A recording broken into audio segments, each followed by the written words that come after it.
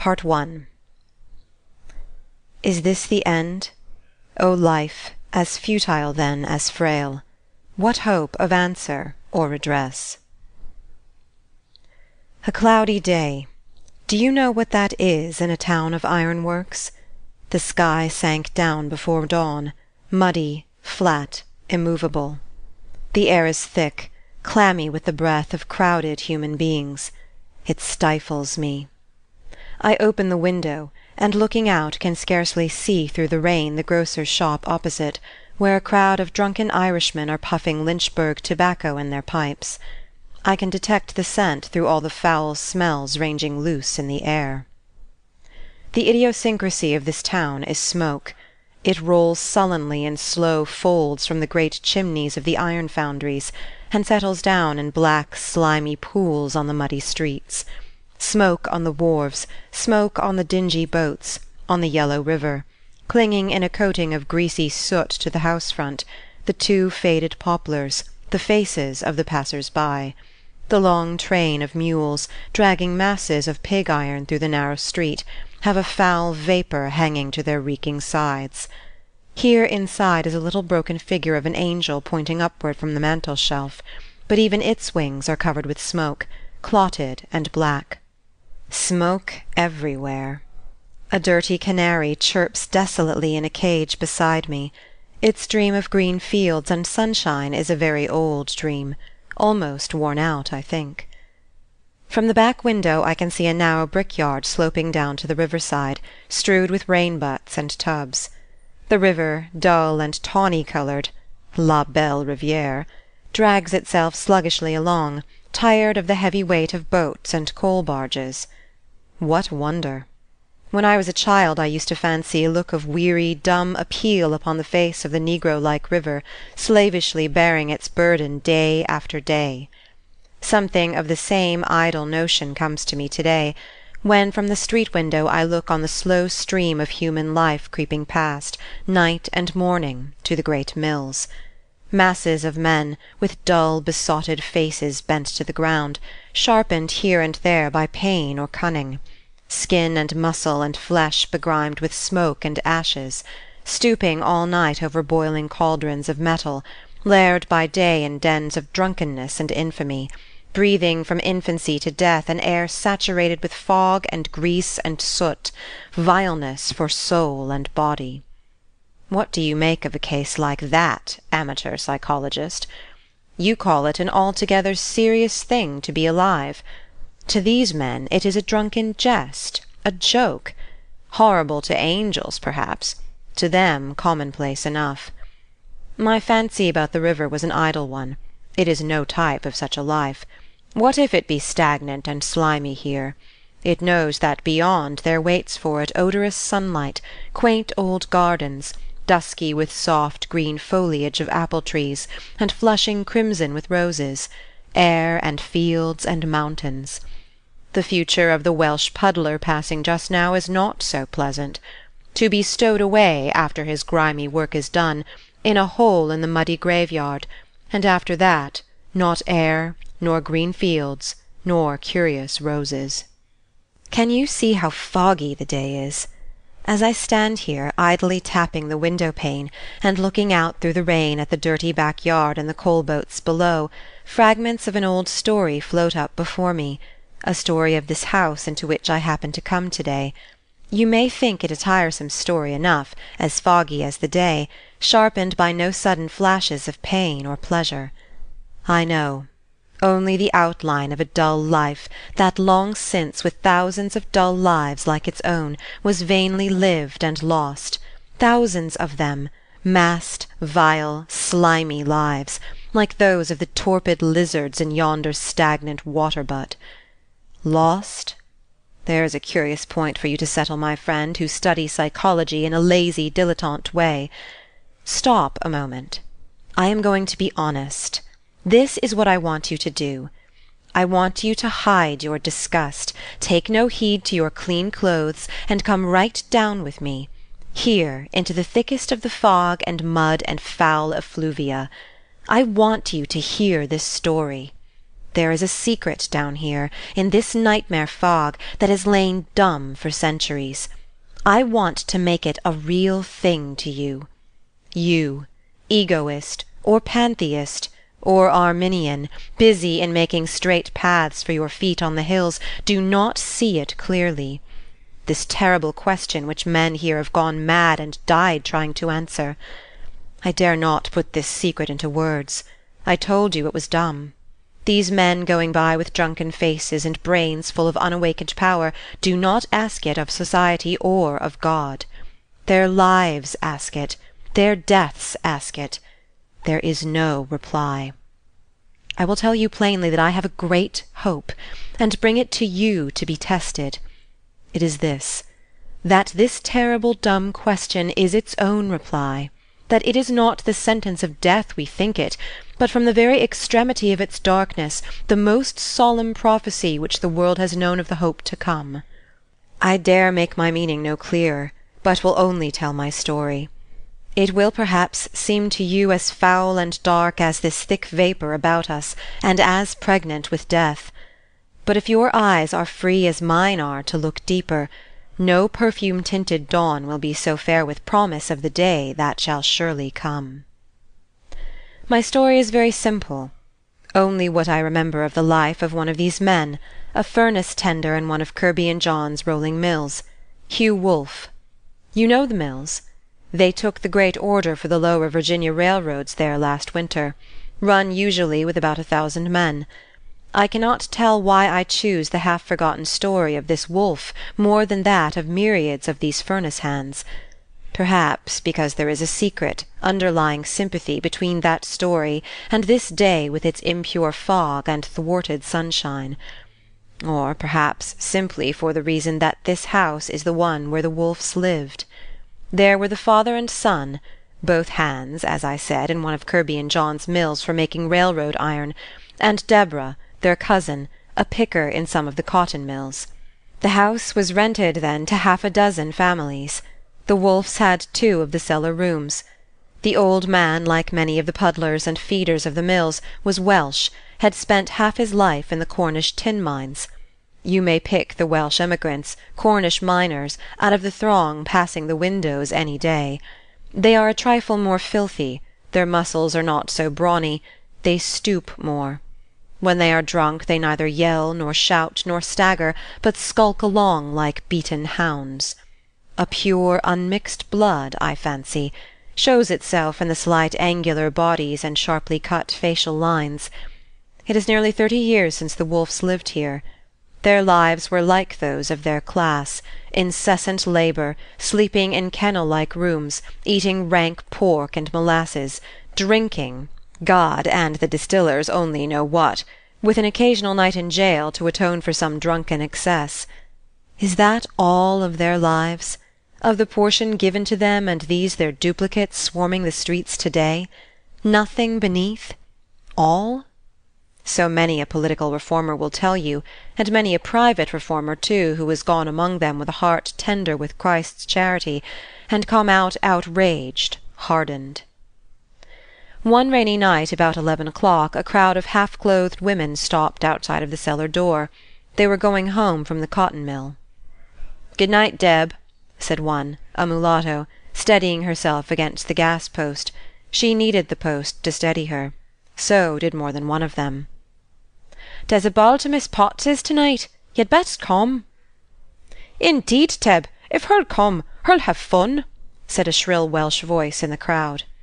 2 or 3 dirty hands were thrust out to catch the gown of the woman, who was groping for the latch of the door.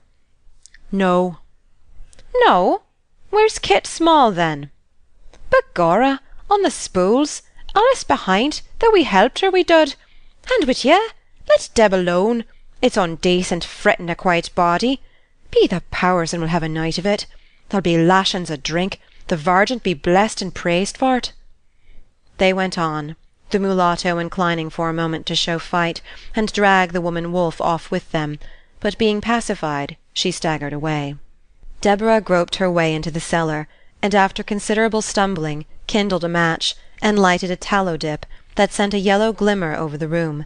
It was low, damp, the earthen floor covered with a green, slimy moss, a fetid air smothering the breath. Old Wolfe lay asleep on a heap of straw, wrapped in a torn horse-blanket. He was a pale, meek little man, with a white face and red rabbit eyes. The woman Deborah was like him, only her face was even more ghastly, her lips bluer, her eyes more watery. She wore a faded cotton gown and a slouching bonnet. When she walked, one could see that she was deformed, almost a hunchback. She trod softly so as not to waken him, and went through into the room beyond. There she found by the half-extinguished fire an iron saucepan filled with cold boiled potatoes, which she put upon a broken chair with a pint-cup of ale. Placing the old candlestick beside this dainty repast, she untied her bonnet, which hung limp and wet over her face, and prepared to eat her supper. It was the first food that had touched her lips since morning. There was enough of it, however. There is not always. She was hungry, one could see that easily enough, and not drunk, as most of her companions would have been found at this hour. She did not drink, this woman. Her face told that, too. Nothing stronger than ale. Perhaps the weak, flaccid wretch had some stimulant in her pale life to keep her up, some love or hope, it might be, or urgent need. When that stimulant was gone, she would take to whiskey. Man cannot live by work alone.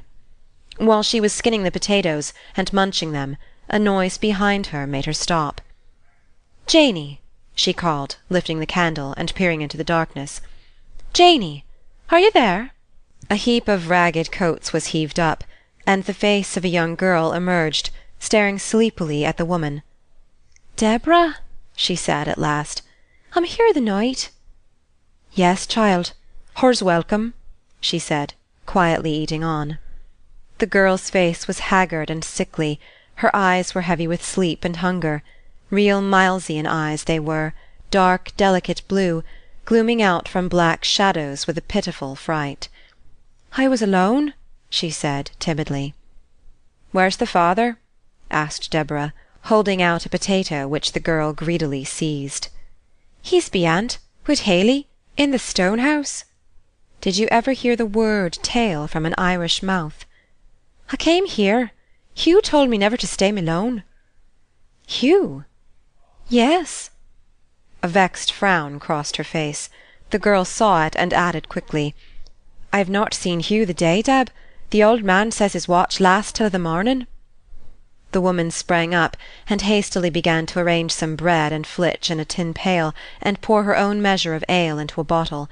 Tying on her bonnet, she blew out the candle. "Lay ye down, Janey dear," she said gently, covering her with the old rags. "Hor can eat the potatoes if hor's hungry." "Where are you going, Deb? The rain's sharp." "To the mill, with Hugh's supper." "Let him bide till the morn. Sit ye down." "No, no," sharply pushing her off. "The boy'll starve." She hurried from the cellar, while the child wearily coiled herself up for sleep. The rain was falling heavily as the woman, pail in hand, emerged from the mouth of the alley and turned down the narrow street that stretched out, long and black, miles before her. Here and there a flicker of gas lighted an uncertain space of muddy footwalk and gutter. The long rows of houses, except an occasional lager beer shop, were closed. Now and then she met a band of mill hands skulking to or from their work. Not many even of the inhabitants of a manufacturing town know the vast machinery of system by which the bodies of workmen are governed, that goes on unceasingly from year to year. The hands of each mill are divided into watches that relieve each other as regularly as the sentinels of an army. By night and day the work goes on, the unsleeping engines groan and shriek, the fiery pools of metal boil and surge. Only for a day in the week, in half-courtesy to public censure, the fires are partially veiled, but as soon as the clock strikes midnight, the great furnaces break forth with renewed fury, the clamour begins with fresh, breathless vigour, the engines sob and shriek like gods in pain. As Deborah hurried down through the heavy rain, the noise of these 1,000 engines sounded through the sleep and shadow of the city like far-off thunder. The mill to which she was going lay on the river, a mile below the city limits. It was far, and she was weak, aching from standing 12 hours at the spools. Yet it was her almost nightly walk to take this man his supper, though at every square she sat down to rest, and she knew she should receive small word of thanks. Perhaps if she had possessed an artist's eye, the picturesque oddity of the scene might have made her step stagger less, and the path seem shorter, but to her the mills were only "summat dellish to look at by night." The road leading to the mills had been quarried from the solid rock, which rose abrupt and bare on one side of the cinder-covered road, while the river, sluggish and black, crept past on the other. The mills for rolling iron are simply immense tent-like roofs covering acres of ground, open on every side. Beneath these roofs Deborah looked in on a city of fires that burned hot and fiercely in the night. Fire in every horrible form, pits of flame waving in the wind, liquid metal flames writhing in tortuous streams through the sand, wide cauldrons filled with boiling fire, over which bent ghastly wretches stirring the strange brewing, and through all crowds of half-clad men, looking like revengeful ghosts in the red light, hurried, throwing masses of glittering fire. It was like a street in hell. Even Deborah muttered as she crept through, "Looks like the devil's place." It did, in more ways than one. She found the man she was looking for at last, heaping coal on a furnace. He had not time to eat his supper, so she went behind the furnace and waited. Only a few men were with him, and they noticed her only by a "Here comes the hunchback, Wolfe." Deborah was stupid with sleep. Her back pained her sharply, and her teeth chattered with cold, with the rain that soaked her clothes and dripped from her at every step. She stood, however, patiently holding the pail, and waiting. "Hout, woman! You look like a drowned cat. Come near to the fire," said one of the men, approaching to scrape away the ashes. She shook her head. Wolfe had forgotten her. He turned, hearing the man, and came closer. "I did no think. Give me my supper, woman." She watched him eat with a painful eagerness. With a woman's quick instinct she saw that he was not hungry, was eating to please her. Her pale, watery eyes began to gather a strange light. "Is't good, Hugh? T' ale was a bit sour, I feared." "No, good enough." He hesitated a moment. "You're tired, poor lass. Bide here till I go. Lay down there on that heap of ash and go to sleep." He threw her an old coat for a pillow, and turned to his work. The heap was the refuse of the burnt iron, and was not a hard bed. The half-smothered warmth, too, penetrated her limbs, dulling their pain and cold shiver. Miserable enough she looked, lying there on the ashes like a limp, dirty rag, yet not an unfitting figure to crown the scene of hopeless discomfort and veiled crime. More fitting, if one looked deeper into the heart of things, at her thwarted woman's form, her colourless life, her waking stupor that smothered pain and hunger, even more fit to be a type of her class. Deeper yet, if one could look, was there nothing worth reading in this wet, faded thing, half covered with ashes? No story of a soul filled with groping, passionate love, heroic unselfishness, fierce jealousy? Of years of weary trying to please the one human being whom she loved, to gain one look of real heart-kindness from him? If anything like this were hidden beneath the pale, bleared eyes and dull, washed-out-looking face, no one had ever taken the trouble to read its faint signs. Not the half-clothed furnace-tender, Wolfe, certainly. Yet he was kind to her. It was his nature to be kind, even to the very rats that swarmed in the cellar, kind to her in just the same way.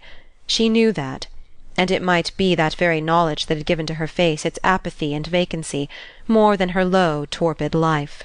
One sees that dead, vacant look steal sometimes over the rarest, finest of women's faces, in the very midst, it may be, of their warmest summer's day, and then one can guess at the secret of intolerable solitude that lies hid beneath the delicate laces and brilliant smile. There was no warmth, no brilliancy, no summer for this woman, so the stupor and vacancy had time to gnaw into her face perpetually. She was young, too, though no one guessed it, so the gnawing was the fiercer. She lay quiet in the dark corner, listening through the monotonous din and uncertain glare of the works to the dull plash of the rain in the far distance, shrinking back whenever the man Wolfe happened to look towards her. She knew, in spite of all his kindness, that there was that in her face and form which made him loathe the sight of her. She felt by instinct, although she could not comprehend it, the finer nature of the man, which made him among his fellow workmen something unique, set apart.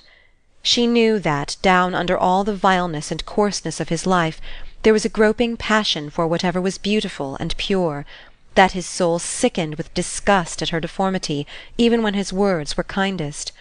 Through this dull consciousness, which never left her, came like a sting the recollection of the dark blue eyes and the lithe figure of the little Irish girl she had left in the cellar. The recollection struck through even her stupid intellect with a vivid glow of beauty and of grace. Little Janey, timid, helpless, clinging to Hugh as her only friend. That was the sharp thought, the bitter thought, that drove into the glazed eyes a fierce light of pain. You laugh at it.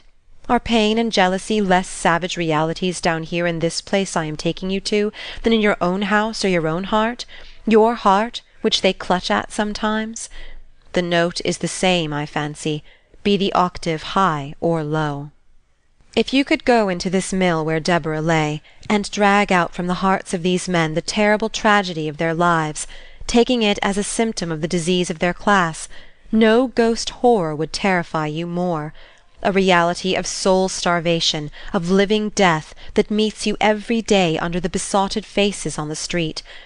I can paint nothing of this, only give you the outside outlines of a night, a crisis in the life of one man. Whatever muddy depth of soul history lies beneath, you can read according to the eyes God has given you. Wolfe, while Deborah watched him as a spaniel its master, bent over the furnace with his iron pole, unconscious of her scrutiny, only stopping to receive orders. Physically, nature had promised the man but little. He had already lost the strength and instinct vigour of a man, his muscles were thin, his nerves weak, his face, a meek woman's face, haggard, yellow with consumption. In the mill he was known as one of the girl-men. Molly Wolfe was his sobriquet. He was never seen in the cockpit, did not own a terrier, drank but seldom, when he did, desperately. He fought sometimes, but was always thrashed, pummelled to a jelly. The man was game enough when his blood was up, but he was no favourite in the mill. He had the taint of school-learning on him, not to a dangerous extent, only a quarter or so in the free school, in fact, but enough to ruin him as a good hand in a fight. For other reasons, too, he was not popular. Not one of themselves, they felt that, though outwardly as filthy and ash-covered. Silent, with foreign thoughts and longings breaking out through his quietness in innumerable curious ways. This one, for instance. In the neighbouring furnace buildings lay great heaps of the refuse from the ore after the pig metal is run. Coral, we call it here. A light, porous substance, of a delicate, waxen, flesh-coloured tinge. Out of the blocks of this coral, Wolfe, in his off-hours from the furnace, had a habit of chipping and moulding figures, hideous, fantastic enough, but sometimes strangely beautiful. Even the mill-men saw that, while they jeered at him. It was a curious fancy in the man, almost a passion. The few hours for rest he spent hewing and hacking with his blunt knife, never speaking until his watch came again, working at one figure for months, and when it was finished, breaking it to pieces perhaps in a fit of disappointment. A morbid, gloomy man, untaught, unled, left to feed his soul in grossness and crime, and hard, grinding labour. I want you to come down and look at this Wolfe, standing there among the lowest of his kind, and see him just as he is, that you may judge him justly when you hear the story of this night. I want you to look back, as he does every day, at his birth in vice, his starved infancy, to remember the heavy years he has groped through as boy and man, the slow, heavy years of constant hot work. So long ago he began that he thinks sometimes he has worked there for ages. There is no hope that it will ever end. Think that God has put into this man's soul a fierce thirst for beauty, to know it, to create it, to be something, he knows not what, other than he is. There are moments when a passing cloud, the sun glinting on the purple thistles, a kindly smile, a child's face, will rouse him to a passion of pain, when his nature starts up with a mad cry of rage against God, man, whoever it is that has forced this vile, slimy life upon him. With all this groping, this mad desire, A great blind intellect stumbling through wrong, a loving poet's heart, the man was by habit only a coarse, vulgar labourer, familiar with sights and words you would blush to name. Be just. When I tell you about this night, see him as he is. Be just, not like man's law, which seizes on one isolated fact, but like God's judging angel, whose clear, sad eye saw all the countless cankering days of this man's life, all the countless nights, when, sick with starving, his soul fainted in him, before it judged him for this night, the saddest of all. I called this night the crisis of his life. If it was, it stole on him unawares. These great turning days of life cast no shadow before, slip by unconsciously. Only a trifle, a little turn of the rudder, and the ship goes to heaven or hell. End of Part 1. Part 2. Wolfe, while Deborah watched him, dug into the furnace of melting iron with his pole, dully thinking only how many rails the lump would yield. It was late, nearly Sunday morning. Another hour and the heavy work would be done, only the furnaces to replenish and cover for the next day. The workmen were growing more noisy, shouting, as they had to do, to be heard over the deep clamour of the mills. Suddenly they grew less boisterous, at the far end entirely silent. Something unusual had happened. After a moment the silence came nearer, the men stopped their jeers and drunken choruses. Deborah, stupidly lifting up her head, saw the cause of the quiet. A group of 5 or 6 men were slowly approaching, stopping to examine each furnace as they came. Visitors often came to see the mills after night. Except by growing less noisy, the men took no notice of them. The furnace where Wolfe worked was near the bounds of the works. They halted there, hot and tired. A walk over one of these great foundries is no trifling task. The woman, drawing out of sight, turned over to sleep. Wolfe, seeing them stop, suddenly roused from his indifferent stupor and watched them keenly. He knew some of them: the overseer, Clark, a son of Kirby, one of the mill owners, and a Dr. May, one of the town physicians. The other 2 were strangers. Wolfe came closer. He seized eagerly every chance that brought him into contact with this mysterious class that shone down on him perpetually with the glamour of another order of being. What made the difference between them? That was the mystery of his life. He had a vague notion that perhaps tonight he could find it out. One of the strangers sat down on a pile of bricks, and beckoned young Kirby to his side. "This is hot, with a vengeance. A match, please," lighting his cigar. "But the walk is worth the trouble. If it were not that you must have heard it so often, Kirby, I would tell you that your works looks like Dante's Inferno." Kirby laughed. "Yes, yonder is Farinata himself in the burning tomb," pointing to some figure in the shimmering shadows. "Judging from the faces of some of your men," said the other, "they bid fair to try the reality of Dante's vision some day." Young Kirby looked curiously around, as if seeing the faces of his hands for the first time. "They're bad enough, that's true. A desperate set, I fancy, eh, Clark?" The overseer did not hear him. He was talking of net profits just then, giving in fact a schedule of the annual business of the firm to a sharp, peering little Yankee, who jotted down notes on a paper laid on the crown of his hat, a reporter for one of the city papers, getting up a series of reviews of the leading manufactories. The other gentlemen had accompanied them merely for amusement. They were silent until the notes were finished, drying their feet at the furnaces, and sheltering their faces from the intolerable heat. At last the overseer concluded with, "I believe that is a pretty fair estimate, Captain." "Here, some of you men," said Kirby, "bring up those boards. We may as well sit down, gentlemen, until the rain is over. It cannot last much longer at this rate." "Pig metal," mumbled the reporter. Coal facilities. Hands employed, 1200. Bitumen. All right, I believe, Mr. Clark. Sinking fund. What did you say was your sinking fund?" 1200 hands," said the stranger, the young man who had first spoken. "Do you control their votes, Kirby?" "Control? No." The young man smiled complacently. "But my father brought 700 votes to the polls for his candidate last November. No force work, you understand, only a speech or two to hint to form themselves into a society, and a bit of red and blue bunting to make them a flag. The Invincible Roughs, I believe that is their name. I forget the motto.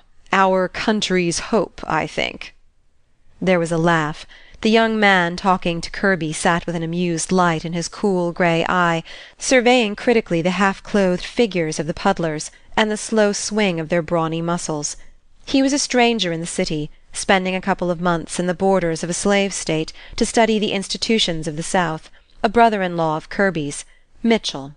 He was an amateur gymnast, hence his anatomical eye, a patron, in a blasé way, of the prize-ring, a man who sucked the essence out of a science or philosophy in an indifferent gentlemanly way, who took Kant, Novalis, Humboldt, for what they were worth in his own scales, accepting all, despising nothing, in heaven, earth, or hell, but a one-idea man, with temper yielding and brilliant as summer water, until his self was touched, when it was ice, though brilliant still. Such men are not rare in the States. As he knocked the ash from his cigar, Wolfe caught with a quick pleasure the contour of the white hand, the blood-glow of a red ring he wore. His voice, too, and that of Kirby's, touched him like music, low, even, with chording cadences.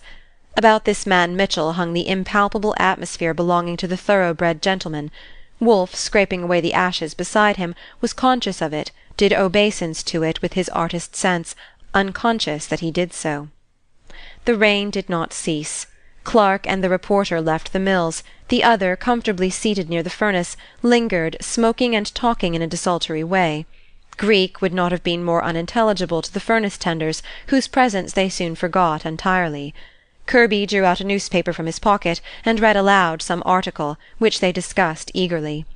At every sentence, Wolfe listened more and more like a dumb, hopeless animal, with a duller, more stolid look creeping over his face, glancing now and then at Mitchell, marking acutely every smallest sign of refinement, then back to himself, seeing as in a mirror his filthy body, his more stained soul. Never.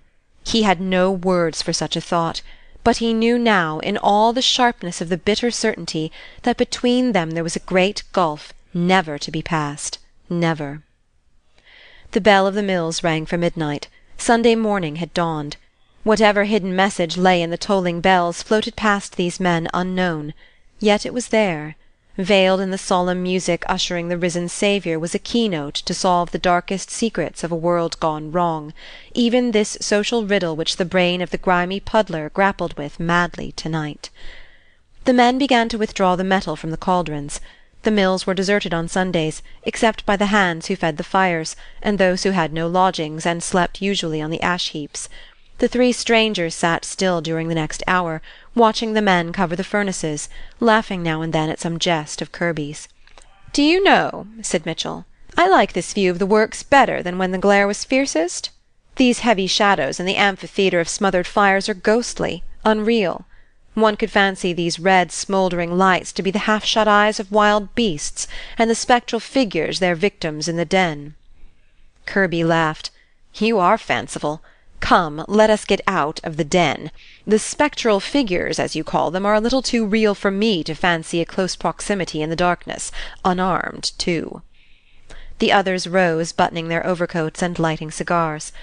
"Raining still," said Dr. May, "and hard. Where did we leave the coach, Mitchell?" "At the other side of the works. Kirby, what's that?"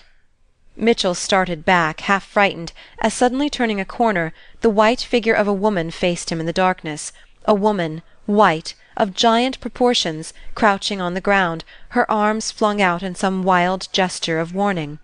"Stop! Make that fire burn there!" cried Kirby, stopping short. The flame burst out, flashing the gaunt figure into bold relief. Mitchell drew a long breath. "I thought it was alive," he said, going up curiously. The others followed. "Not marble, eh?" asked Kirby, touching it. One of the lower overseers stopped. "Coral, sir." "Who did it?" "Can't say. Some of the hands. Chipped it out in off hours." "Chipped to some purpose, I should say. What a flesh tint the stuff has. Do you see, Mitchell?" "I see." He had stepped aside where the light fell boldest on the figure, looking at it in silence. There was not one line of beauty or grace in it, a nude woman's form, muscular, grown coarse with labour, the powerful limbs instinct with some one poignant longing. One idea. There it was in the tense, rigid muscles, the clutching hands, the wild, eager face, like that of a starving wolf's. Kirby and Dr. May walked round it, critical, curious. Mitchell stood aloof, silent. The figure touched him strangely. "Not badly done," said Dr. May. "Where did the fellow learn that sweep of the muscles in the arm and hand? Look at them. They are groping, do you see? Clutching, the peculiar action of a man dying of thirst." "They have ample facilities for studying anatomy," sneered Kirby, glancing at the half-naked figures. "Look," continued the doctor, "at this bony wrist and the strained sinews of the instep. A working woman, the very type of her class." "God forbid," muttered Mitchell. "Why?" demanded May. "What does the fellow intend by the figure? I cannot catch the meaning." "Ask him," said the other, dryly. "There he stands," pointing to Wolfe, who stood with a group of men leaning on his ash-rake. The doctor beckoned him with the affable smile which kind-hearted men put on when talking to "these people." "Mr. Mitchell has picked you out as the man who did this. I'm sure I don't know why. But what did you mean by it?" "She be hungry." Wolfe's eyes answered Mitchell, not the doctor. "Oh, but what a mistake you have made, my fine fellow! You have given no sign of starvation to the body. It is strong, terribly strong. It has the mad, half-despairing gesture of drowning." Wolfe stammered, glanced appealingly at Mitchell, who saw the soul of the thing he knew. But the cool, probing eyes were turned on himself now, mocking, cruel, relentless. "Not hungry for meat?" the furnace-tender said at last. "What then? Whiskey?" jeered Kirby with a coarse laugh. Wolfe was silent a moment, thinking. "I don't know," he said, with a bewildered look. "It mebbe. Summat to make her live, I think, like you. Whiskey'll do it, in a way." The young man laughed again. Mitchell flashed a look of disgust somewhere, not at Wolfe. "May," he broke out impatiently, "are you blind? Look at that woman's face. It asks questions of God, and says I have a right to know. Good God, how hungry it is!" They looked a moment. Then May turned to the mill-owner. "Have you many such hands as this? What are you going to do with them? Keep them at puddling iron?" Kirby shrugged his shoulders. Mitchell's look had irritated him.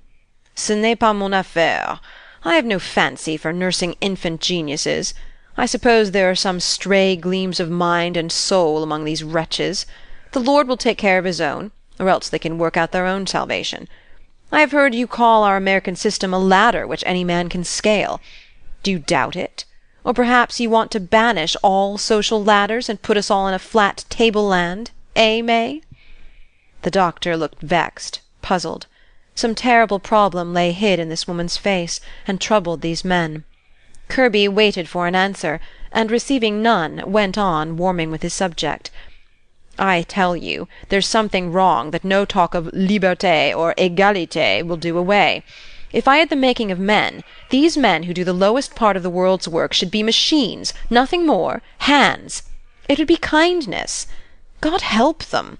What are taste, reason, to creatures who must live such lives as that?" He pointed to Deborah, sleeping on the ash-heap. "So many nerves to sting them to pain. What if God had put your brain, with all its agony of touch, into your fingers, and bid you work and strike with that?" "You think you could govern the world better?" laughed the doctor. "I do not think at all." "That is true philosophy. Drift with the stream because you cannot dive deep enough to find bottom, eh?" "Exactly," rejoined Kirby. "I do not think. I wash my hands of all social problems, slavery, caste, white or black. My duty to my operatives has a narrow limit, the pay hour on Saturday night.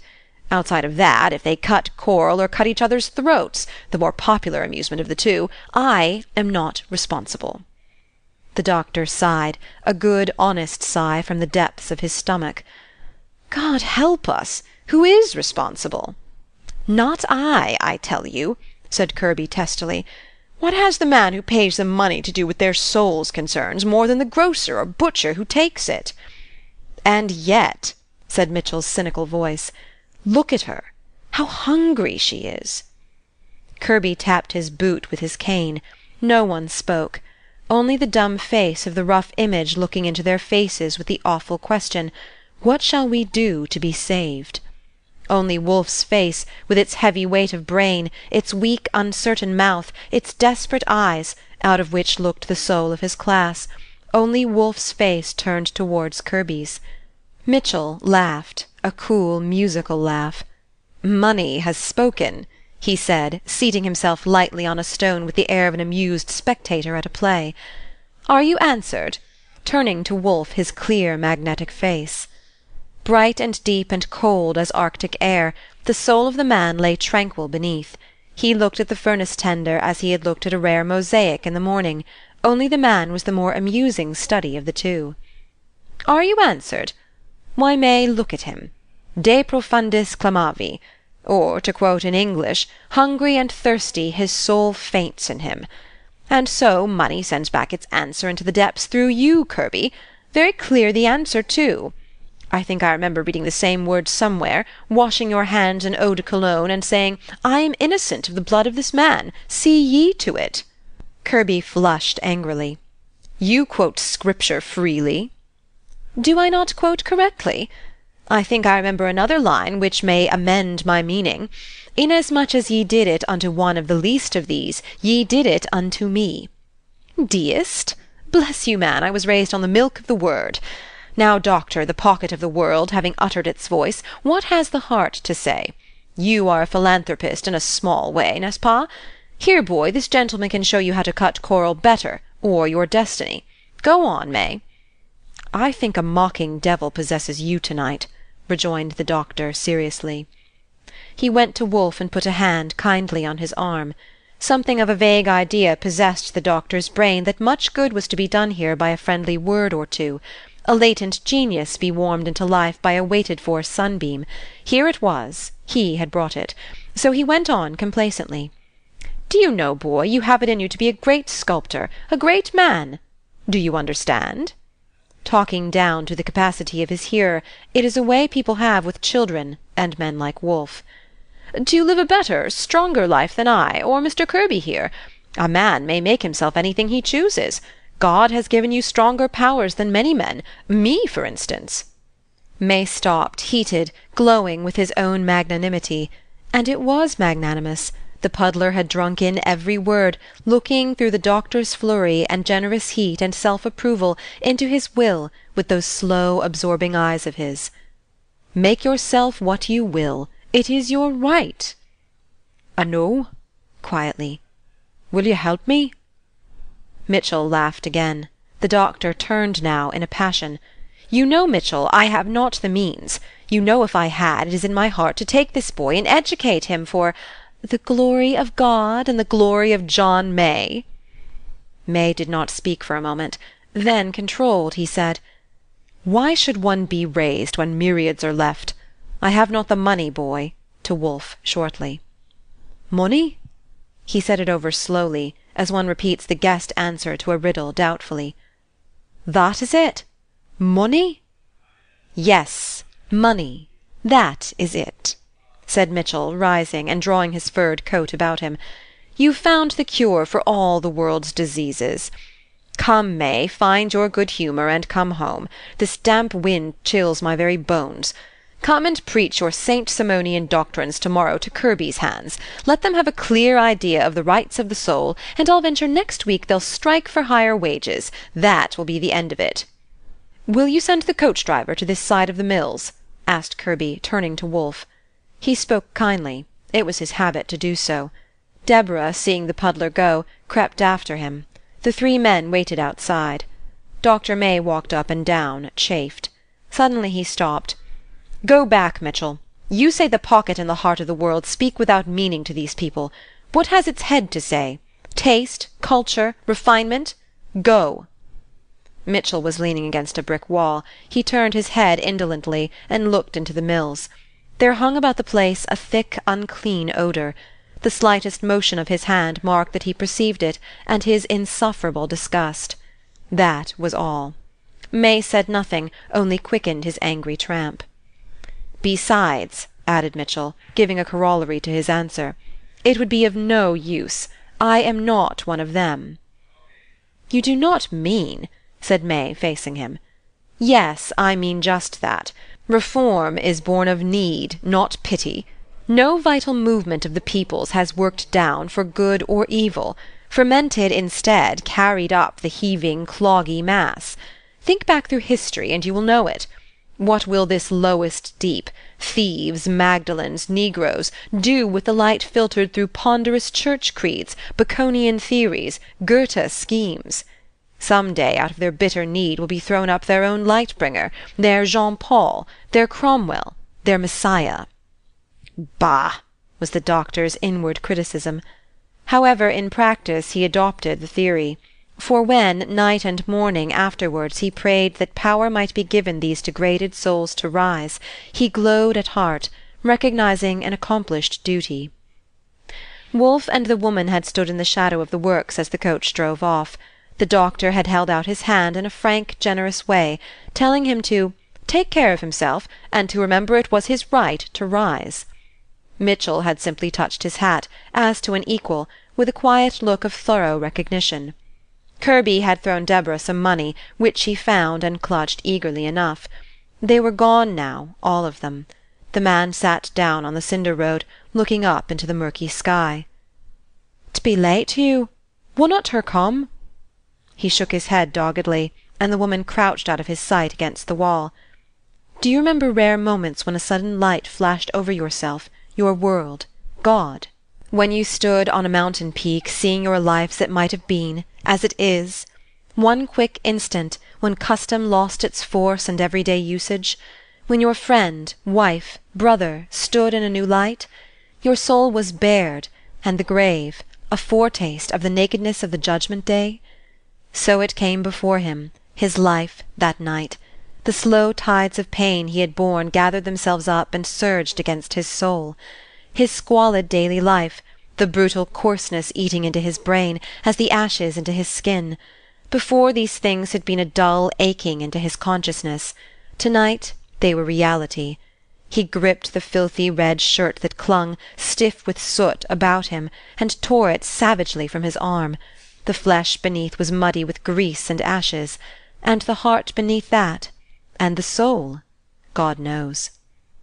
Then flashed before his vivid poetic sense the man who had left him, the pure face, the delicate, sinewy limbs, in harmony with all he knew of beauty or truth. In his cloudy fancy he had pictured a something like this. He had found it in this Mitchell, even when he idly scoffed at his pain, a man all-knowing, all-seeing, crowned by nature, reigning, the keen glance of his eye falling like a sceptre on other men.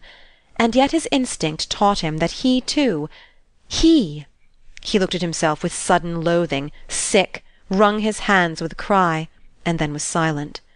When all the phantoms of his heated, ignorant fancy, Wolfe had not been vague in his ambitions. They were practical, slowly built up before him out of his knowledge of what he could do. Through years he had, day by day, made this hope a real thing to himself, a clear projected figure of himself, as he might become. Able to speak, to know what was best, to raise these men and women working at his side up with him. Sometimes he forgot this to find hope in the frantic anguish to escape, only to escape, out of the wet, the pain, the ashes, somewhere, anywhere, only for one moment of free air on a hillside, to lie down and let his sick soul throb itself out in the sunshine. But to-night he panted for life. The savage strength of his nature was roused. His cry was fierce to God for justice. "Look at me," he said to Deborah, with a low, bitter laugh, striking his puny chest savagely. "What am I worth, Deb? Is it my fault that I am no better? My fault? My fault?" He stopped, stung with a sudden remorse, seeing her hunchback shape writhing with sobs, for Deborah was crying thankless tears, according to the fashion of women. "God forgive me, woman. Things go harder wi' you nor me. It's a worse share." He got up and helped her to rise, and they went doggedly down the muddy street, side by side. "It's all wrong," he muttered slowly. "All wrong. I dunnot understand. But it'll end some day." "Come home, Hugh," she said coaxingly, for he had stopped, looking around, bewildered. "Home, and back to the mill." He went on saying this over to himself, as if he would mutter down every pain in this dull despair. She followed him through the fog, her blue lips chattering with cold. They reached the cellar at last. Old Wolfe had been drinking since she went out, and had crept nearer the door. The girl Janey slept heavily in the corner. He went up to her, touching softly the worn white arm with his fingers. Some bitterer thought stung him as he stood there. He wiped the drops from his forehead, and went into the room beyond, livid, trembling. A hope, trifling perhaps, but very dear, had died just then out of the poor puddler's life, as he looked at the sleeping innocent girl. Some plan for the future, in which she had borne a part. He gave it up that moment, then and forever. Only a trifle, perhaps, to us. His face grew a shade paler, that was all. But somehow the man's soul, as God and the angels looked down on it, never was the same afterwards. Deborah followed him into the inner room. She carried a candle, which she placed on the floor, closing the door after her. She had seen the look on his face as he turned away. Her own grew deadly. Yet as she came up to him her eyes glowed. He was seated on an old chest, quiet, holding his face in his hands. "Hugh," she said softly. He did not speak. "Hugh, did hur hear what the man said?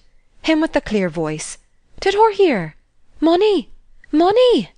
That it would do all." He pushed her away, gently, but he was worn out. Her rasping tone fretted him. "Hugh!" The candle flared a pale yellow light over the cobwebbed brick walls, and the woman standing there. He looked at her. She was young, in deadly earnest. Her faded eyes and wet, ragged figure caught from their frantic eagerness a power akin to beauty. "Hugh, it is true. Money'll do it. Oh, Hugh, boy, listen till me. He said it true. It is money." "I know. Go back. I do not want you here." "Hugh, it is to last time. I'll never worrit her again." There were tears in her voice now, but she choked them back. "Hear till me only to-night. If one of t' witch people would come, then we herd oft home, and give her all her wants, what then? Say, Hugh." "What do you mean?" "I mean money." Her whisper shrilled through his brain. "If one oft witch dwarfs would come to Lane Moors to-night, and give her money to go out, out, I say, out, lad, where t' sun shines, and t' heath grows, and t' ladies walk in silken gowns, and God stays all t' time, where t' man lives that talked to us to-night, Hugh knows, Hugh could walk there like a king." He thought the woman mad, tried to check her, but she went on, fierce in her eager haste. "If I were t' witch dwarf, if I had t' money, would her thank me? Would her take me out of this place with her and Janey? I would not come into the grand house her would build, to vex her with the hunch, only at night, when the shadows were dark, stand far off to see her." Mad? Yes. Are many of us mad in this way? Poor Deb, he said soothingly. "It is here," she said suddenly, jerking into his hand a small roll. "I took it. I did it. Me, not her. I shall be hanged. I shall be burnt in hell if anybody knows I took it. Out of his pocket as he leaned against bricks. Her knows." She thrust it into his hand, and then, her errand done, began to gather chips together to make a fire, choking down hysteric sobs. "Has it come to this?" That was all he said. The Welsh wolf blood was honest. The roll was a small green pocket-book containing 1 or 2 gold pieces, and a cheque for an incredible amount, as it seemed to the poor puddler. He laid it down, hiding his face again in his hands. "Hugh, don't be angry wid me. It's only poor Deb. Her knows." He took the long skinny fingers kindly in his. "Angry? God help me, no. Let me sleep. I am tired." He threw himself heavily down on the wooden bench, stunned with pain and weariness. She brought some old rags to cover him. It was late on Sunday evening before he awoke. I tell God's truth when I say he had then no thought of keeping the money. Deborah had hid it in his pocket. He found it there. She watched him eagerly as he took it out. "I must give it to him," he said, reading her face. "Hur knows," she said with a bitter sigh of disappointment. "But it is her right to keep it." His right! The word struck him. Dr. May had used the same. He washed himself and went out to find this man Mitchell. His right! Why did this chance word cling to him so obstinately? Do you hear the fierce devils whisper in his ear as he went slowly down the darkening street? Part 3. The evening came on, slow and calm. He seated himself at the end of an alley leading into one of the larger streets. His brain was clear tonight, keen, intent, mastering. It would not start back, cowardly, from any hellish temptation, but meet it face to face. Therefore the great temptation of his life came to him veiled by no sophistry, but bold, defiant, owning its own vile name, trusting to one bold blow for victory. He did not deceive himself. Theft, that was it. At first the word sickened him, then he grappled with it. Sitting there on a broken cart-wheel, the fading day, the noisy groups, the church bells tolling passed before him like a panorama, while the sharp struggle went on within. This money! He took it out and looked at it. If he gave it back, what then? He was going to be cool about it. People going by to church saw only a sickly mill-boy watching them quietly at the alley's mouth. They did not know that he was mad, or they would not have gone by so quietly, mad with hunger, stretching out his hands to the world, that had given so much to them, for leave to live the life God had meant him to live. His soul within him was smothering to death. He wanted so much, thought so much, and knew nothing. There was nothing of which he was certain, except the mill and things there. Of God and heaven he had heard so little, that they were to him what fairyland is to a child, something real, but not here, very far off. His brain, greedy, dwarfed, full of thwarted energy and unused powers, questioned these men and women going by, coldly, bitterly, that night. Was it not his right to live as they, a pure life, a good, true-hearted life, full of beauty and kind words? He only wanted to know how to use the strength within him. His heart warmed as he thought of it. He suffered himself to think of it longer. If he took the money. Then he saw himself as he might be, strong, helpful, kindly. The night crept on, as this one image slowly evolved itself from the crowd of other thoughts and stood triumphant. He looked at it. As he might be. What wonder if it blinded him to delirium, the madness that underlies all revolution, all progress, and all fall. You laugh at the shallow temptation? You see the error underlying its argument so clearly, that to him a true life was one of full development rather than self-restraint, that he was deaf to the higher tone in a cry of voluntary suffering for truth's sake than in the fullest flow of spontaneous harmony? I do not plead his cause. I only want to show you the mote in my brother's eye. Then you can see clearly to take it out. The money. There it lay on his knee, a little blotted slip of paper, nothing in itself, used to raise him out of the pit, something straight from God's hand. A thief. Well, what was it to be a thief? He met the question at last, face to face, wiping the clammy drops of sweat from his forehead. God made this money, the fresh air too, for his children's use. He never made the difference between poor and rich. The something who looked down on him that moment through the cool grey sky had a kindly face, he knew, loved his children alike. Oh, he knew that.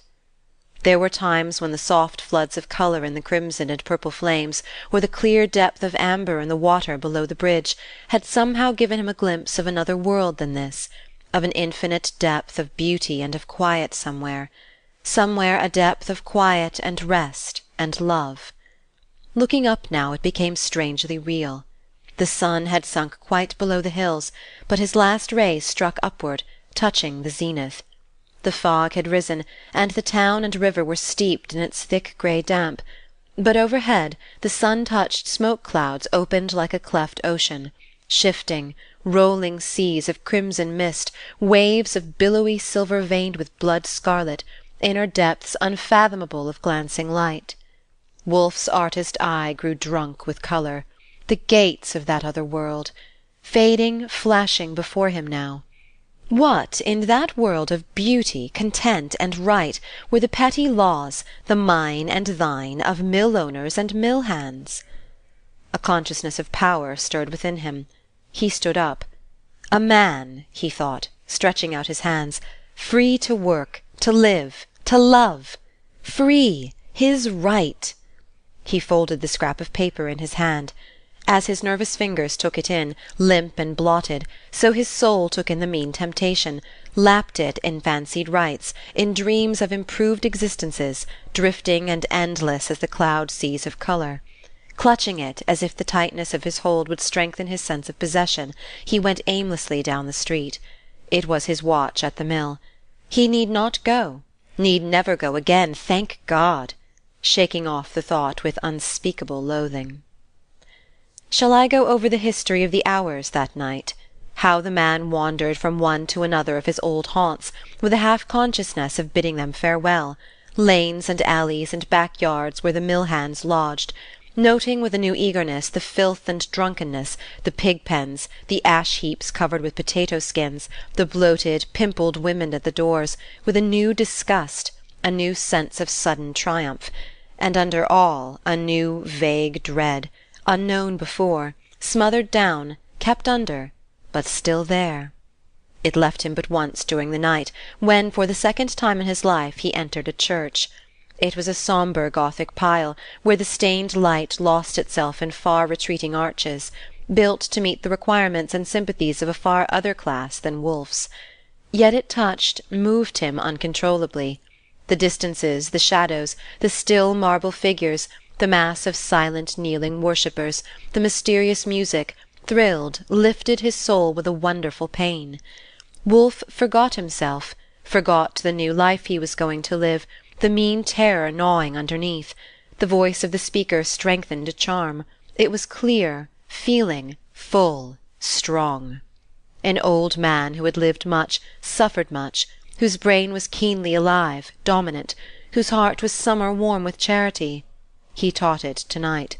He held up humanity in its grand total, showed the great world cancer to his people. Who could show it better? He was a Christian reformer. He had studied the age thoroughly. His outlook at men had been free, world-wide, over all time.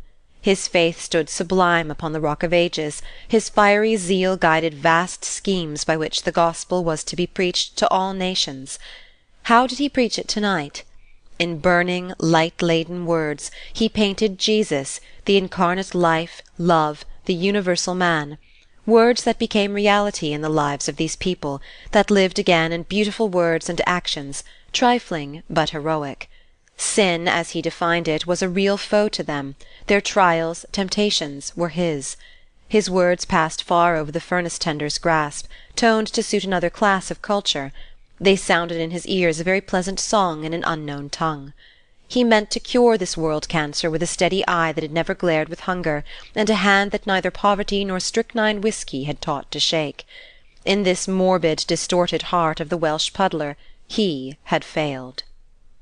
18 centuries ago, the master of this man tried reform in the streets of a city as crowded and vile as this, and did not fail. His disciple, showing him tonight to cultured hearers, showing the clearness of the God-power acting through him, shrank back from one coarse fact, that in birth and habit the man Christ was thrown up from the lowest of the people, his flesh, their blood, his blood, tempted like them to brutalize day by day, to lie, to steal, the actual slime and want of their hourly life, and the wine-press he trod alone. Yet is there no meaning in this perpetually covered truth? If the son of the carpenter had stood in the church that night, as he stood with the fishermen and harlots by the Sea of Galilee, before his father and their father, despised and rejected of men, without a place to lay his head, wounded for their iniquities, bruised for their transgressions, would not that hungry mill-boy at least in the back seat have known the man? That Jesus did not stand there. Wolfe rose at last and turned from the church down the street. He looked up. The night had come on foggy, damp. The golden mists had vanished, and the sky lay dull and ash-coloured. He wandered again aimlessly down the street, idly wondering what had become of the cloud-sea of crimson and scarlet. The trial day of this man's life was over, and he had lost the victory. What followed was mere drifting circumstance, a quicker walking over the path, that was all. Do you want to hear the end of it? You wish me to make a tragic story out of it? Why, in the police reports of the morning paper you can find a dozen such tragedies, hints of shipwrecks unlike any that ever befell on the high seas, hints that here a power was lost to heaven, that there a soul went down where no tide can ebb or flow. Commonplace enough the hints are, jocose sometimes, done up in rhyme. Dr. May, a month after the night I have told you of, was reading to his wife at breakfast from the fourth column of the morning paper, an unusual thing, these police reports not being, in general, choice reading for ladies, but it was only one item he read. "Oh, my dear, you remember the man I told you of that we saw at Kirby's Mill, that was arrested for robbing Mitchell? Here he is. Just listen. Circuit Court, Judge Day. Hugh Wolfe, operative in Kirby and John's Loudon Mills. Charge, grand larceny. Sentence, 19 years hard labour in penitentiary. Scoundrel! Serves him right. After all our kindness that night. Picking Mitchell's pocket at the very time." His wife said something about the ingratitude of that kind of people, and then they began to talk of something else. 19 years. How easy that was to read. What a simple word for Judge Day to utter. 19 years. Half a lifetime. Hugh Wolfe sat on the window-ledge of his cell, looking out. His ankles were ironed. Not usual in such cases, but he had made 2 desperate efforts to escape. Well, as Haley, the jailer, said, small blame to him. 19 years' imprisonment was not a pleasant thing to look forward to. Haley was very good-natured about it, though Wolfe had fought him savagely. When he first was caught, the jailer said afterwards in telling the story, before the trial the fellow was cut down at once, laid there on that pallet like a dead man with his hands over his eyes. Never saw a man so cut down in my life. Time of the trial, too, came the queerest dodge of any customer I ever had, would choose no lawyer. Judge gave him one, of course. Gibson it was. He tried to prove the fellow crazy, but it wouldn't go. Thing was plain as daylight. Money found on him. 'Twas a hard sentence, all the law allows, but it was for example's sake. These mill hands are getting unbearable. When the sentence was read, he just looked up and said the money was his by rights, and that all the world had gone wrong. That night after the trial a gentleman came to see him here, name of Mitchell, him as he stole from. Talked to him for an hour. Thought he came for curiosity like. After he was gone, thought Wolfe was remarkable quiet and went into his cell. Found him very low. Bed all bloody. Doctor said he'd been bleeding at the lungs. He was as weak as a cat. Yet if you'll believe me, he tried to get it past me and get out. I just carried him like a baby and threw him on the pallet. 3 days after he tried it again, that time reached the wall. Lord help you, he fought like a tiger, give some terrible blows. Fighting for life, you see, for he can't live long, shut up in the stone crib down yonder. Got a death cough now. Took 2 of us to bring him down that day, so I just put the irons on his feet. There he sits in there. Going tomorrow with a batch more of 'em. That woman, hunchback, tried with him, you remember? She's only got 3 years. Accomplice. But she's a woman, you know. He's been quiet ever since I put on irons. Give up, I suppose. Looks white, sick-lookin'. It acts different on 'em, being sentenced. Most of 'em gets reckless, devilish-like. Some prays awful and sings them vile songs of the mills all in a breath. That woman, now, she's desperate. Been begging to see Hugh, as she calls him, for 3 days. I'm a-going to let her in. She don't go with him. Here she is in this next cell. I'm a-going to now to let her in." He let her in. Wolfe did not see her. She crept into a corner of the cell, and stood watching him. He was scratching the iron bars of the window with a piece of tin which he had picked up, with an idle, uncertain, vacant stare, just as a child or idiot would do. "Trying to get out, old boy?" laughed Haley. "Them irons will need a crowbar beside your tin before you can open 'em." Wolfe laughed too, in a senseless way. "I think I'll get out," he said.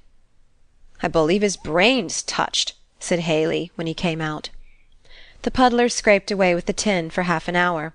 Still Deborah did not speak. At last she ventured nearer, and touched his arm. "Blood?" she said, looking at some spots on his coat with a shudder. He looked up at her. "Why, Deb!"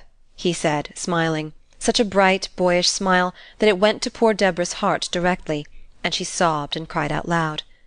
"Oh, Hugh, lad, Hugh, donnot look at me when it were my fault. To think I brought her to it, and I loved her so. Oh, lad, I dud." The confession, even in this wretch, came with the woman's blush through the sharp cry. He did not seem to hear her, scraping away diligently at the bars with the bit of tin. Was he going mad? She peered closely into his face. Something she saw there made her draw suddenly back, something which Haley had not seen, that lay beneath the pinched, vacant look it had caught since the trial, or the curious grey shadow that rested on it. The grey shadow. Yes, she knew what that meant. She had often seen it creeping over women's faces for months, who died at last of slow hunger or consumption. That meant death, distant, lingering. But this, whatever it was the woman saw or thought she saw, used as she was to crime and misery, seemed to make her sick with a new horror. Forgetting her fear of him, she caught his shoulders and looked keenly, steadily into his eyes. "Hugh!" she cried in a desperate whisper. "Oh, boy, not that! For God's sake, not that!" The vacant laugh went off his face, and he answered her in a muttered word or two that drove her away. Yet the words were kindly enough. Sitting there on his pallet, she cried silently a hopeless sort of tears, but did not speak again. The man looked furtively at her now and then. Whatever his own trouble was, her distress vexed him with a momentary sting.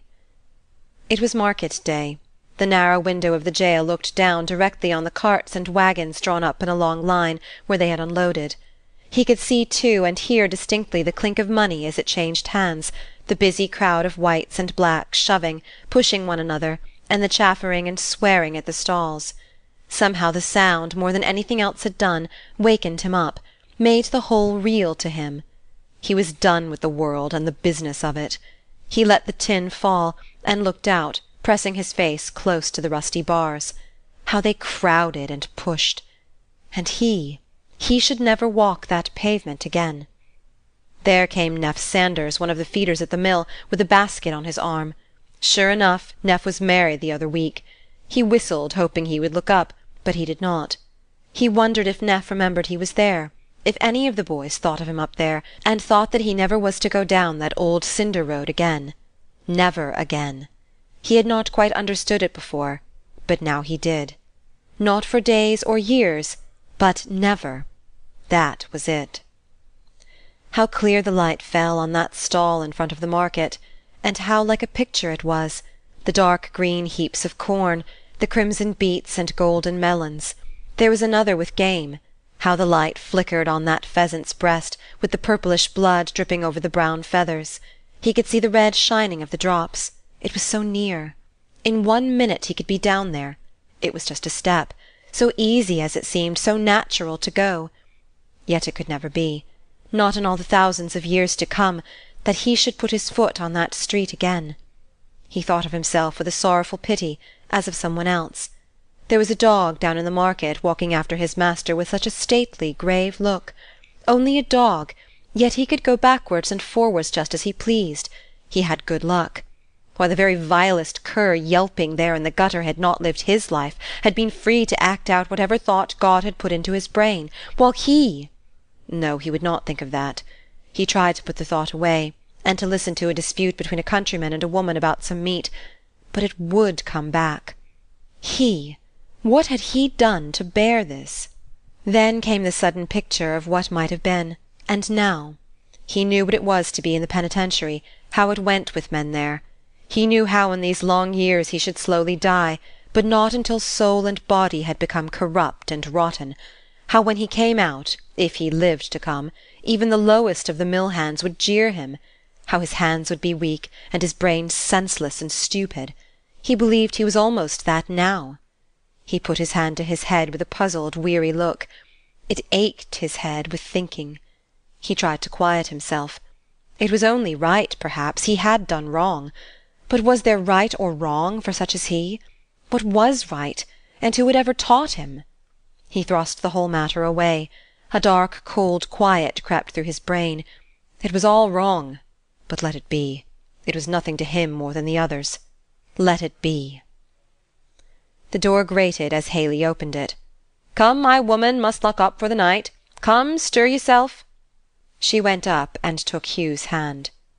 "Good night, Deb," he said carelessly.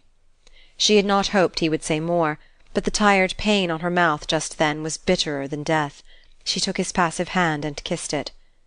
"Hor'll never see Deb again," she ventured, her lips growing colder and more bloodless.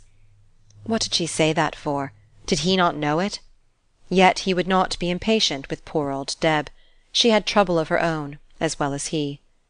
"No, never again," he said, trying to be cheerful. She stood just a moment looking at him. Do you laugh at her, standing there with her hunchback, her rags, her bleared, withered face, and the great despised love tugging at her heart?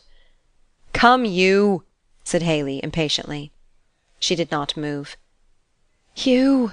she whispered. It was to be her last word. What was it? "Hugh, boy, not that!" He did not answer. She wrung her hands, trying to be silent, looking in his face in an agony of entreaty. He smiled again, kindly. "It is best, Deb. I cannot bear to be hurted any more." "Her knows," she said humbly. "Tell my father good-bye, and kiss little Janey."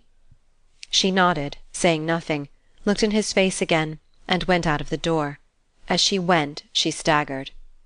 "Drinking to-day?" broke out Haley, pushing her before him. "Where the devil did you get it? Here, in with you!" And he shoved her into her cell, next to Wolfe's, and shut the door. Along the wall of her cell there was a crack low down by the floor, through which she could see the light from Wolfe's. She had discovered it days before. She hurried in now, and kneeling down by it, listened, hoping to hear some sound. Nothing but the rasping of the tin on the bars. He was at his old amusement again. Something in the noise jarred on her ear, for she shivered as she heard it. Hugh rasped away at the bars. A dull old bit of tin, not fit to cut coral with. He looked out of the window again. People were leaving the market now. A tall mulatto girl, following her mistress, her basket on her head, crossed the street just below and looked up. She was laughing, but when she caught sight of the haggard face peering out through the bars, suddenly grew grave, and hurried by. A free, firm step, a clear-cut olive face, with a scarlet turban tied on one side, dark, shining eyes, and on the head the basket poised, filled with fruit and flowers, under which the scarlet turban and bright eyes looked out half-shadowed. The picture caught his eye. It was good to see a face like that. He would try tomorrow and cut one like it. Tomorrow. He threw down the tin, trembling, and covered his face with his hands. When he looked up again, the daylight was gone. Deborah, crouching near by on the other side of the wall, heard no noise. He sat on the side of the low pallet, thinking. Whatever was the mystery which the woman had seen on his face, it came out now slowly, in the dark there, and became fixed, a something never seen on his face before. The evening was darkening fast. The market had been over for an hour. The rumbling of the carts over the pavement grew more infrequent. He listened to each as it passed, because he thought it was to be for the last time. For the same reason it was, I suppose, that he strained his eyes to catch a glimpse of each passer-by, wondering who they were, what kinds of homes they were going to, if they had children, listening eagerly to every chance word in the street, as if God be merciful to the man, what strange fancy was this, as if he should never hear human voices again. It was quite dark at last. The street was a lonely one. The last passenger, he thought, was gone. No, there was a quick step. Joe Hill, lighting the lamps. Joe was a good old chap, never passed a fellow without some joke or other. He remembered once seeing the place where he lived with his wife. Granny Hill, the boys called her. Bedridden she was, but so kind as Joe was to her, kept the room so clean, and the old woman, when he was there, was laughing at some of t'lad's foolishness. The step was far down the street, but he could see him place the ladder, run up, and light the gas. A longing seized him to be spoken to once more. "Joe!" he called out of the grating. "Good-bye, Joe!" The old man stopped a moment, listening uncertainly, then hurried on. The prisoner thrust his hand out of the window, and called again, louder, but Joe was too far down the street. It was a little thing, but it hurt him, this disappointment. "Good-bye, Joe," he called, sorrowfully enough. "Be quiet," said one of the jailers, passing the door, striking on it with his club. Oh, that was the last, was it? There was an inexpressible bitterness on his face as he lay down on the bed, taking the bit of tin, which he had rasped to a tolerable degree of sharpness, in his hand, to play with, it may be. He bared his arms, looking intently at their corded veins and sinews. Deborah, listening in the next cell, heard a slight clicking sound, often repeated. She shut her lips tightly that she might not scream. The cold drops of sweat broke over her in her dumb agony. "Hur knows best," she muttered at last, fiercely clutching the boards where she lay. If she could have seen Wolfe, there was nothing about him to frighten her. He lay quite still, his arms outstretched, looking at the pearly stream of moonlight coming into the window. I think in that 1 hour that came then he lived back over all the years that had gone before. I think that all the low, vile life, all his wrongs, all his starved hopes came then, and stung him with a farewell poison that made him sick unto death. He made neither moan nor cry, only turned his worn face now and then to the pure light that seemed so far off, as one that said, "How long, O Lord, how long?" The hour was over at last. The moon, passing over her nightly path, slowly came nearer, and threw the light across his bed on his feet. He watched it steadily as it crept up, inch by inch, slowly.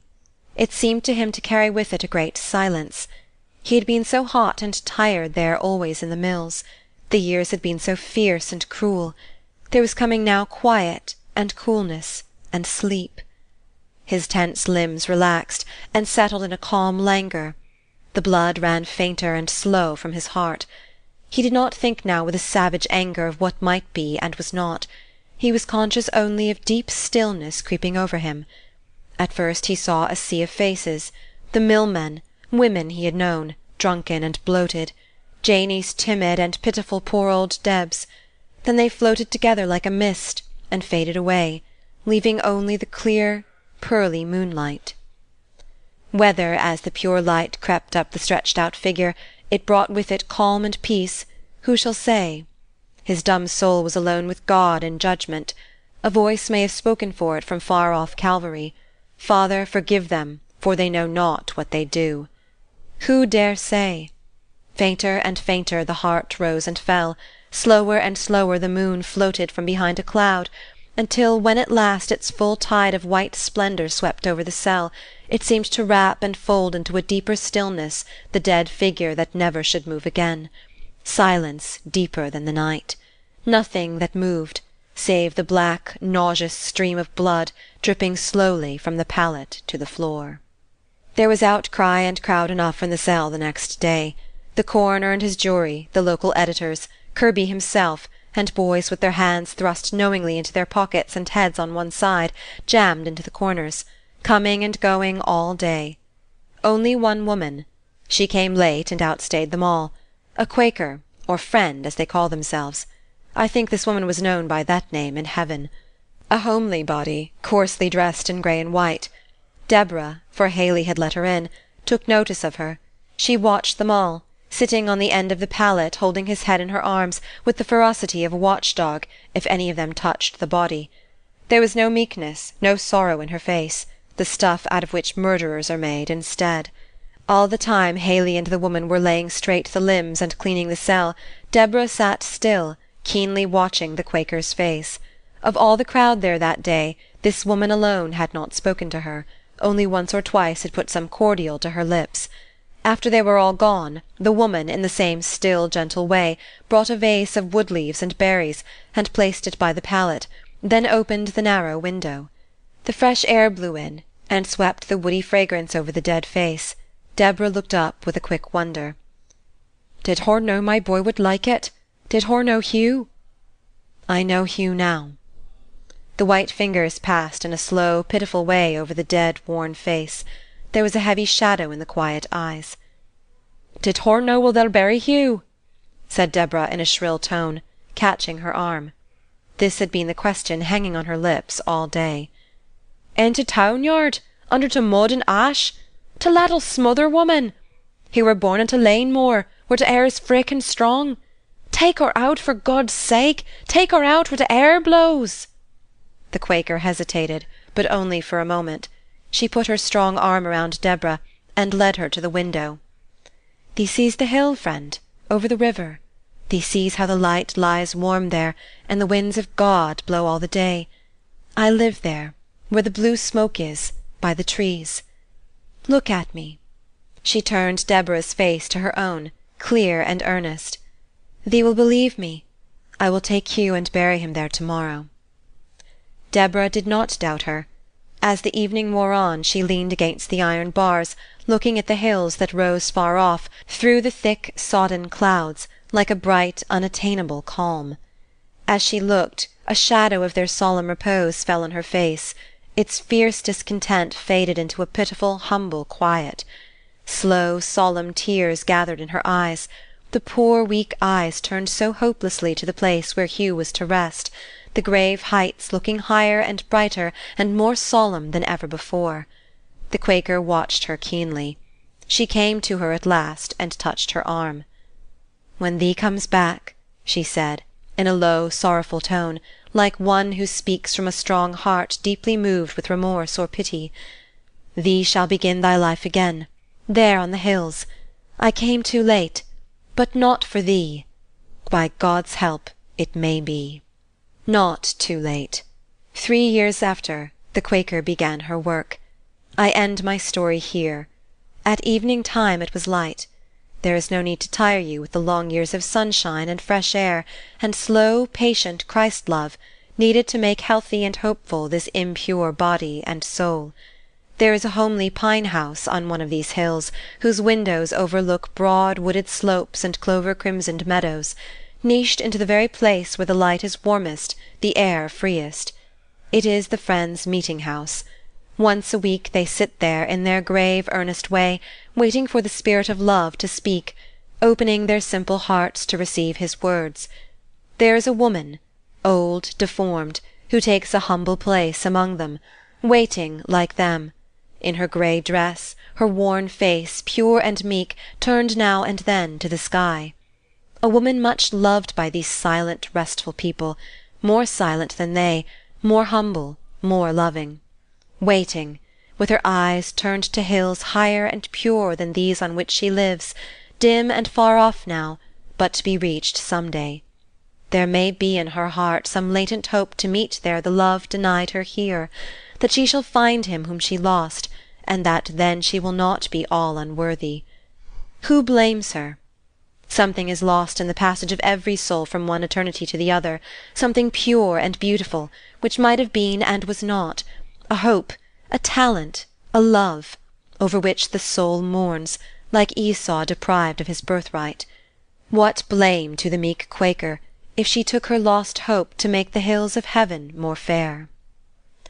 Nothing remains to tell that the poor Welsh puddler once lived, but this figure of the mill-woman cut in coral. I have it here in the corner of my library. I keep it hid behind a curtain. It is such a rough, ungainly thing.